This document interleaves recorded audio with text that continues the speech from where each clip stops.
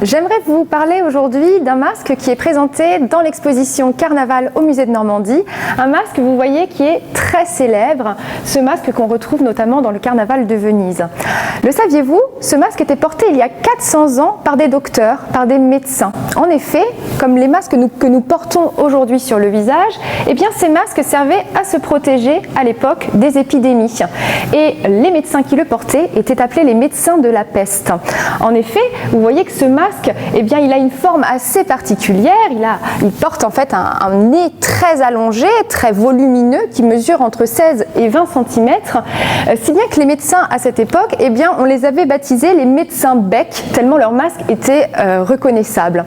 Ce bec, en fait, il servait à y camoufler des éponges, imbibées de vinaigre. On pouvait y mettre aussi des herbes aromatiques comme de l'ail, du romarin, du coup qu'on pouvait brûler préalablement pour exacerber des vertus purifiantes et désinfectantes. En fait, ce masque protégeait les médecins de la peste il y a 400 ans. Ce masque, il est toujours connu et on va le retrouver dans le carnaval de Venise notamment, au sein des nombreux bals masqués qui font toute la renommée de ce grand carnaval dans le monde. Et le médecin de la peste, eh bien, il a été popularisé par un genre de théâtre, par la Commedia dell'arte, qui est ce théâtre italien de rue, né il y a 500 ans.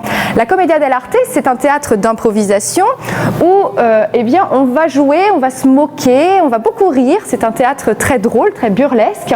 Et le médecin de la peste, aux allures un peu terrifiantes comme ça, il va apparaître finalement comme un personnage assez drôle dont on va beaucoup se moquer. En effet, sous des aspects un peu vantards, un peu pédants, le médecin de la peste va finalement avoir des connaissances très limitées dans les sciences au sein de la Commedia dell'arte et il va beaucoup parler dans les scènes qu'il va jouer, un discours très complexe qui ne veut finalement rien dire et le fait de l'avoir dans le théâtre va vraiment populariser cette figure qu'on retrouve toujours dans le grand carnaval de Venise.